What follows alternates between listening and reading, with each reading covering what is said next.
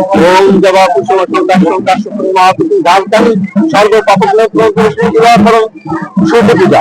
এই পূজার আরেকটি নাম হলো ছট পূজা। প্রতি বছর কালী পূজার পর কার্তিক মাসের অমাবস্যার পরে শুক্লপক্ষের ষষ্ঠী তিথিতে এই পূজা করা হয়। এই পূজাটি করা হয় মূলত পূর্ব ভারতের বিহার ও পূর্ব উত্তরপ্রদেশ এবং পশ্চিমবঙ্গের দক্ষিণে এবং নেপালের তরাই অঞ্চলে এই পূজাটি করা হয়। এই পূজার নিয়ম করে শুনলে আপনার গায়ের রং চিরতে কারণ একটি কঠিন ব্রত পালনের মধ্যে এই পূজাটি করা হয়। এই পূজা করা হয় টানা 3 দিন উপবাস থেকে, অর্থাৎ নির্জলা উপবাস। আপনি এই পূজা করার আগে 2 দিন আগে লাউ ভাত ও 1 দিন আগে দুধ ভাত খেয়ে একটানা 3 দিন উপবাস থেকে এই পূজাটি করা হয়। এই পূজাটি মূলত যমুনা নদীর তীরে সূর্যের দিকে অগ্র দিয়ে অর্ধ জলে নেমে এই পূজাটি করা হয়।